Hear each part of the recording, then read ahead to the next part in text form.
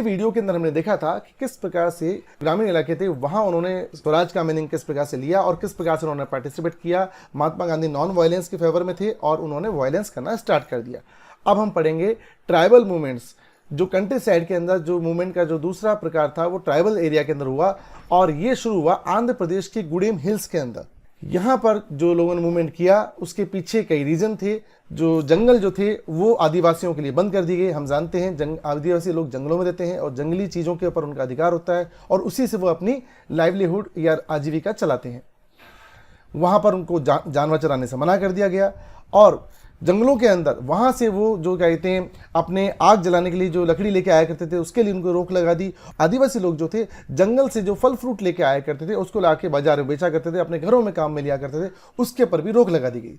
और आदिवासी लोग थे वो लोग भड़क गए और उनके अंदर गुस्सा फूट पड़ा और क्योंकि इससे उनकी जो आजीविका थी जो पूरी जंगलों से चलती थी वो अफेक्ट होने लगी। और इसके साथ ही उसके उन्होंने माना कि उनकी केवल आजीविका को ही नुकसान नहीं पहुंच रहा बल्कि उनके जो ट्रेडिशनल राइट्स है, जैसे वो जंगल के अंदर पेड़ पौधों की पूजा किया करते थे, जंगली जानवरों की पूजा करते हैं, जैसे सांप की पूजा करना या और किसी जो जानवर थे उसकी पूजा किया करते थे। आदिवासियों के रीति रिवाज बहुत अलग प्रकार के होते हैं। जो ब्रिटिशर्स हैं वो न केवल हमारे आजीविका के ऊपर चोट कर रहे हैं बल्कि हमारे ट्रेडिशनल राइट्स जो है ये अपनाने से उन्होंने रोक दिया हमारे को। अब ट्राइबल मूवमेंट जो था जो गुडेम हिल्स में था, इतना सब कुछ होने के बाद गुडेम हिल्स एरिया के अंदर ये मूवमेंट जो था वायलेंट हुआ और ये मूवमेंट आगे बढ़ने लगा, विद्रोह के रूप में सामने आया क्योंकि सरकार ने क्या किया, इनको जबरन इनसे भी बेगार कराना चालू कर दिया। वहाँ पर जो पहाड़ी इलाके में जो सड़क बन रही थी उसके लिए उन्होंने बेगार कराना शुरू कर दिया। अब इस वजह से जो गुडेम की जो हिली रीजन था वहाँ पर एक मिलिटेंट गुरिल्ला मूवमेंट स्टार्ट हो गया 1920 के अंदर। गुरिल्ला मूवमेंट आंदोलन के अंदर लोग बहुत तेज गति से और अचानक हमला करते हैं क्योंकि उनकी संख्या कम होती है। और यहाँ का जो गुडेम हिल का जो एरिया था यहाँ पर इस मूवमेंट को लीड किया था अल्लूरी सीताराम राजू ने, जो उन आदिवासी लोगों के एक नेता थे। और उन्होंने गांव के लोगों को इस प्रकार से कहा अल्लूरी सीताराम राजू ने कि उनके अंदर कुछ विशेष देवीय शक्तियां हैं और वो भविष्यवाणी कर सकते हैं और बंदूक की गोली का भी उनके ऊपर कोई असर नहीं होगा। इस प्रकार की बातें वहां के लोगों के अंदर की और वहां के लोग उनके ऊपर बहुत विश्वास करने लगे। और उसने जो इनका जो मूवमेंट था वो खुद भी महात्मा गांधी से इंस्पायर थे, नॉन कोऑपरेशन मूवमेंट से, पर उन्होंने भी इस नॉन कोऑपरेशन मूवमेंट का मतलब अपनी तरफ से कुछ अलग निकाला।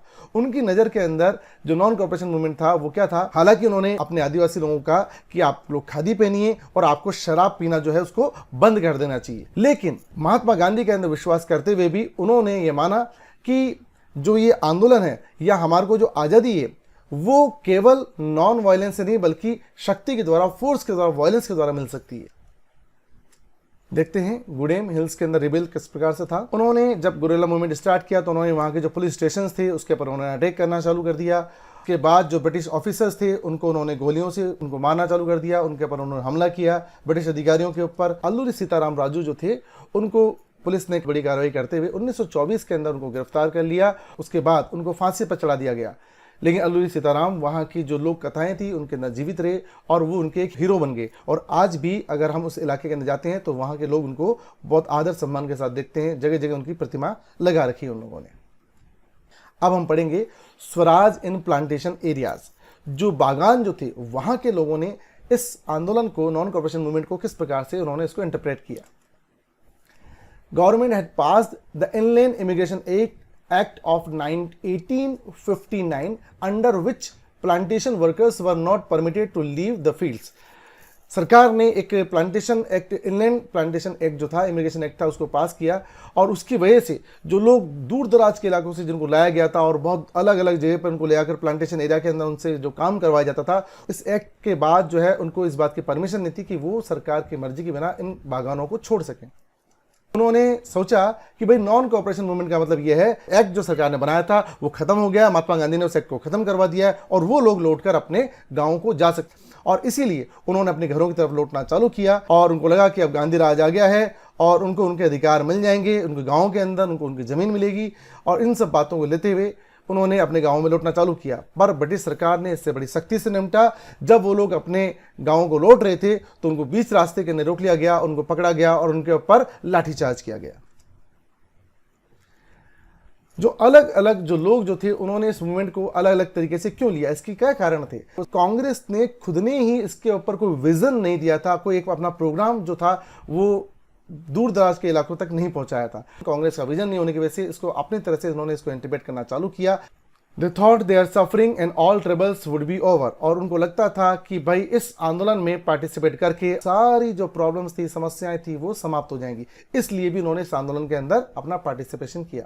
नॉन कोऑपरेशन मूवमेंट का जो लास्ट टॉपिक है, चोरी चोरा इंसिडेंट, ये घटना 1922 के अंदर हुई थी। घटना की वजह से महात्मा गांधी ने 1922 के अंदर जो नॉन कोऑपरेशन मूवमेंट था उसको उन्होंने वापस ले लिया और आंदोलन को समाप्त कर दिया। चौरी चौरा जो गोरखपुर डिस्ट्रिक्ट के अंदर है, वहां पर एक पीसफुल प्रदर्शन कर रहे थे। वहां के पुलिस थाने ने वहां के लोगों के ऊपर उन्होंने लाठीचार्ज किया और लोग सहन नहीं कर पाए और वायलेंट हो गए। और उन्होंने क्या, पुलिस वाले संख्या में थोड़े थे, उनके वहां पर थाने को उन्होंने घेरा और थाने के अंदर उन्होंने आग लगा दी।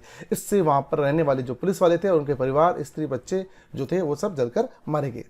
और इस घटना से महात्मा गांधी जो थे बहुत आहत हुए और उनको लगा कि अब मूवमेंट वायलेंट हो रहा है, आंदोलन जो था हिंसक होता जा रहा है, और इसी वजह से उन्होंने नॉन कोऑपरेशन मूवमेंट को वापस ले लिया। और महात्मा गांधी ने सोचा यहाँ के जो सत्याग्रही हैं उनको पहले ट्रेन किया जाए मास मूवमेंट के लिए, और उसके बाद नॉन वायलेंस मूवमेंट स्टार्ट कर सकते हैं। क्योंकि लोगों ने इस मास मूवमेंट के अंदर नॉन वायलेंस के अर्थ मतलब को उन्होंने नहीं समझा और उन्होंने वायलेंस करना स्टार्ट कर दिया।